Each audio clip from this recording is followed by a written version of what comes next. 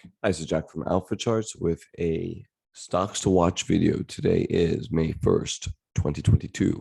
Before we get started, this video is for educational purposes only. These are not recommendations to buy, sell, or hold any stock or security. I may hold positions in some of the equities mentioned. Know your time frame and risk tolerance. Before we get started, also, please, if you haven't already, like and subscribe to my channel. I really do appreciate that. Helps me out. More than you all know, so thank you very much. All right, so stocks to watch. Again, this week, I can't, in good conscience, put any stocks to watch out there because the market is weighing on every stock, every sector. Right now, there's nowhere to hide. So again, I'm going to put in what a bottom could look like. And when that happens, then we can start to get aggressive and start buying again. All right, so that's what this video is going to be about, what bottoming action looks like. So it won't be a really long video, but I think you're going to really like it. So here we go. Let's start with the SPX, okay? So you have this nice head and shoulders topping pattern, a little irregular, right? So it's not a very well-defined neckline, but I think that one of the things to look at here is this measured move. From here to here is roughly 10, 11%, right? Somewhere in here. Well, if we move it from where we're saying, we're coming down to that VWAP, right? Where is that VWAP? That VWAP is from the COVID lows, right? So a very significant spot. There you go, it's anchored right there. So now you have the COVID low VWAP and you have a measured move from the head and shoulders top. I think that is a very significant area. So I think SPY to 38.37 makes a lot of sense. 7% lower. Okay.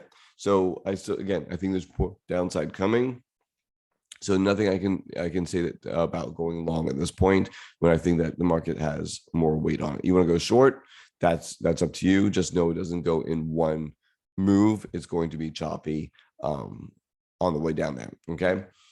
Something else I want to show you on SPX. Again, this is worst case scenario. Let's go to a monthly. And so this is a chart. I've shown this before from time to time when things look bad. Here's a monthly chart from 1932. And every time it touches a trend line, I put the date in there for the year. And it does show a potential 5-wave move. If this is a true topping pattern and we are relative strength index, if you see there is a divergence here right into wave 5. So is this a wave 5? Is this valid? I don't know, maybe. But if it is, that's a significant drop that still potentially could happen. Anyway, I won't put this out there. I don't think this is going to happen, but I don't know. It's got to be in the realm of possibilities, but I just want to throw it out there that it would make sense. And listen, there's been times where, it could have happened back here, right? And it just didn't. It could happen with COVID, right? It just didn't. And maybe it happens here and maybe it just doesn't. All right. But as far as all this goes, let's go back to daily. And as you can see, this is the first stop right here, the first major point where I think it can have some potential support, right? Again, for a confluence of reasons. Again, I don't think it'll get there. It could bounce on Monday for all I know, pretty hard, but the trend is lower, and that's the spot I'm watching. Okay. Now, while we're watching this, okay, this is gonna be about confluence, right? We want to see a lot of things happen all around the same time. And so let's just keep this in mind real fast. This is roughly, 7% lower. On the Qs, what are we looking for? We are looking for some major support to be happening right in this area right down here. It's been resistance, support in the past, right? So looking at that from here, it's 6% lower. That's a possibility. And going to the full 7-ish% is, that's 8%. Yeah, so 280-ish, 280, 290. So I think anywhere from 280 to 300. I would not be shocked if this had an undercut of the 300 level. to get people as bearish as possible, to really suck people in. So I'm looking for an undercut of the 300. So I'm saying from 280, heck, maybe this gap gets filled, right? It goes down to 277, right? There's a gap right there. So maybe this gap gets filled, and I'm going to put just a mark. Yeah. Something like that. Maybe this 277 gets hit. That's a possibility, right? So 300, I'm picking that area because of the confluence of this, but doesn't mean it has to stop there. I mean, if the way the market's heavy, it's going to pop right through it. So this is the VWAP from COVID, of course, and it has no meaning right now, at least.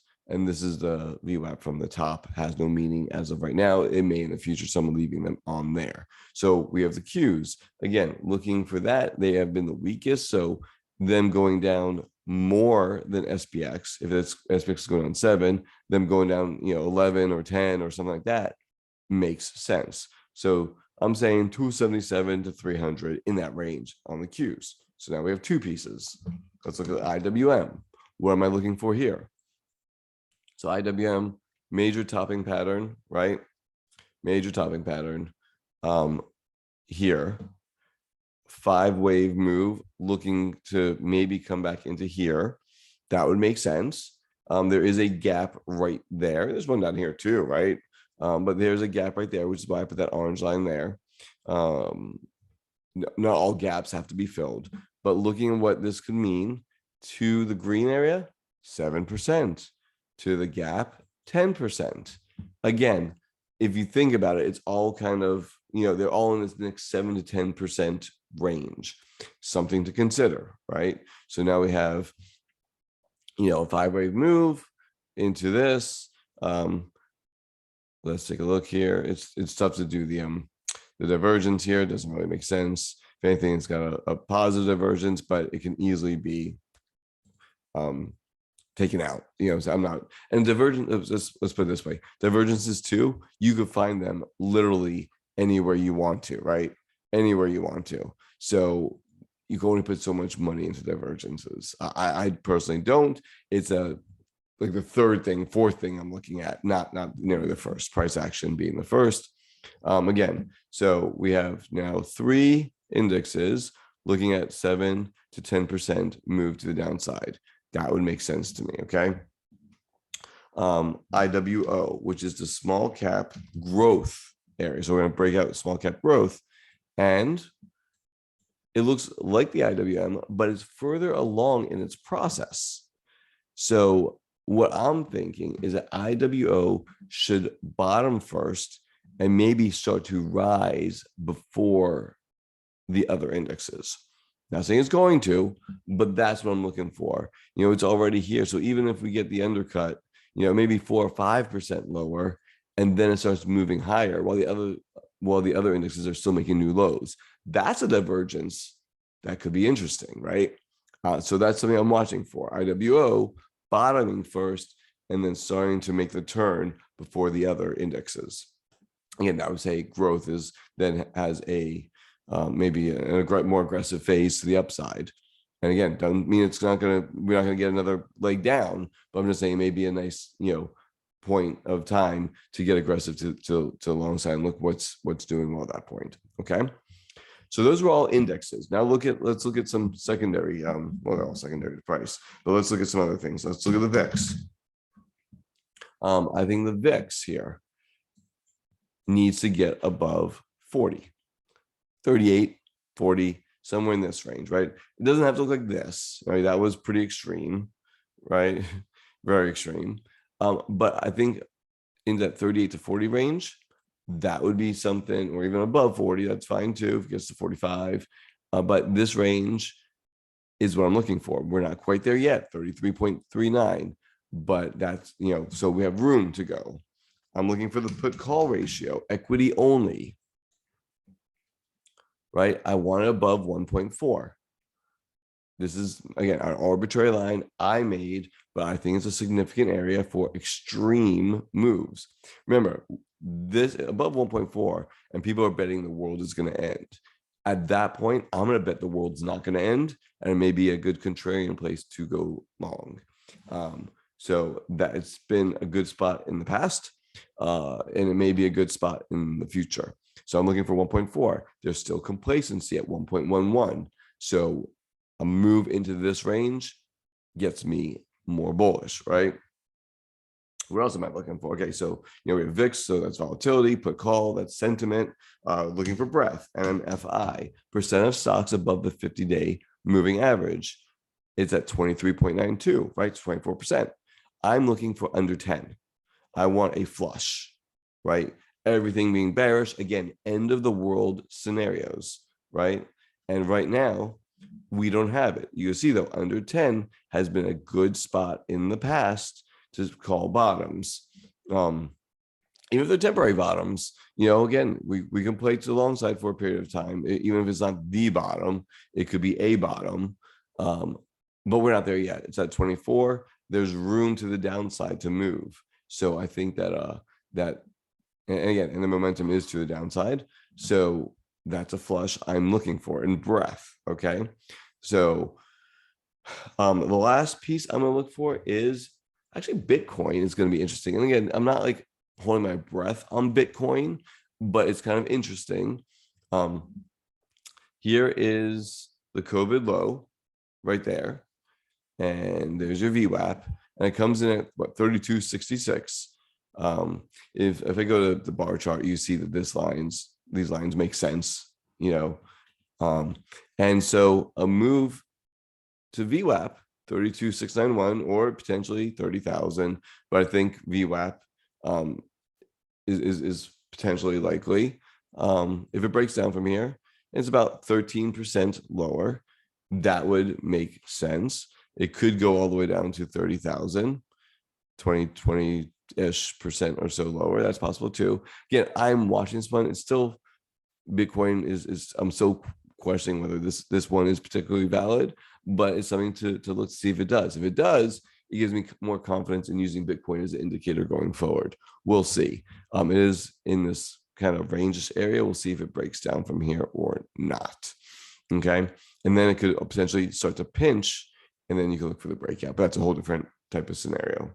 So there we go. That's what I'm looking for, right? So we got SPX, right, to the VWAP, QQQ, just I'm recapping everything, to this 277 to 300 range, IWM, looking for this 170-ish, 166, 170-ish range, looking for IWO to be bottoming first and to move higher first. We're looking for the VIX to get very fearful and to get above, 38-ish, really 40-ish or higher would be even better. Put call ratio, looking for fear to come in above 1.4%, of stocks above the 50-day moving average to be washed out at under 10%. Again, end of the world type stuff. I want everybody on one side of the boat. And when that happens, that's when the market's going to go ahead and get them all. So we're not there yet. Right now, the pain, I think, is still to the downside, even if we do get another sharp rally higher. And again, that's very possible. And it's happened in this downtrend already. I mean, right here, that was pretty sick, right? This move higher. And then it just rolled right back over again. Okay, again, and it looks like there's one more move, at least one more move happening. Again, can we get another rally higher, make another lower high? Absolutely, that's very possible. What a fake out this one was, huh? That was such a good fake out. Anyway, hope you all are staying safe out there. Hopefully you guys are preserving your mental capital and your actual capital, because we're going to need that, because the times will be better and we're going to go long and we're going to make lots of money in this market. It's just not the time to be long the market, in my opinion, right now for my time frame. All right. So stay safe out there. Good luck. Again, if you like these videos, like and subscribe it. If you're on Twitter at AlphaCharts365 is my handle. Please tweet and retweet the video. It does help me out. I really do appreciate it. And let me know below what you're watching for to signs of a bottom. Okay. I like to get different perspectives. Again, appreciate all your support, and have a great week, guys, gals.